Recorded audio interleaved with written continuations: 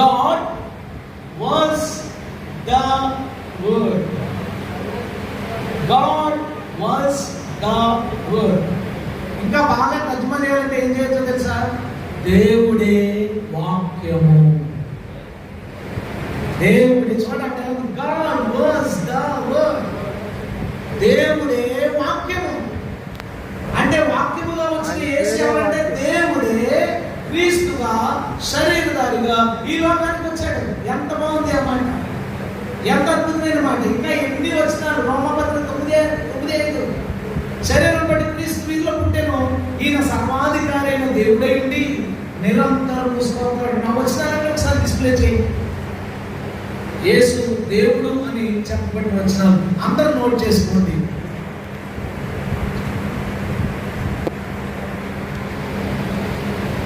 Next చూసారా? దేవుడు తన స్వరక్తం ఇచ్చి సంపాదించిన సంఘం. ఫుట్నోట్లో ఏమని వస్తుంది మనకి?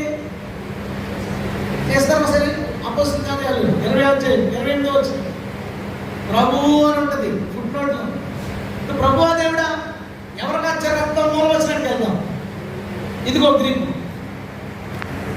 గాడ్ పైన చూడండి. God which he purchased with blood the own. దేవుడు తన సొంత రక్తంతో సంఘాన్ని కొనుక్కున్నాడు. దేవుడు తన సొంత రక్తంతో సంఘాన్ని కొనుక్కున్నాడు.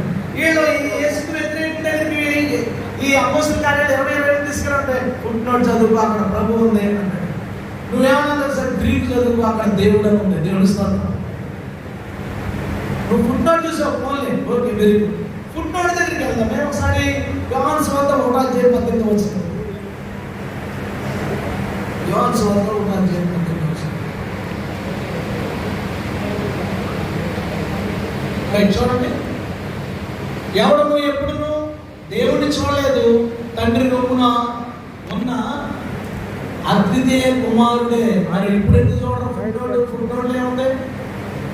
జగదేవ కుమారుడు. ఇంకా అనేక ప్రాచీన ప్రతుల్లో అద్వితీయ దేవుడే. సరే, అసలు గ్రీకులో ఏముందో చూడండి. God no one has seen ever. దేవుణ్ణి ఎవరు ఎప్పుడు చూడలేదు. మోనోజెనస్ థియోస్ అంటే, థియోస్ అంటే దేవుడు, క్వీన్ అంటే కొడుకు. అద్వితీయ కుమారుడు అంటే ఎవరు ఉండాలంటే మోనోజెనస్ క్వీన్ అని ఉండాలి. కానీ మోనోజెనస్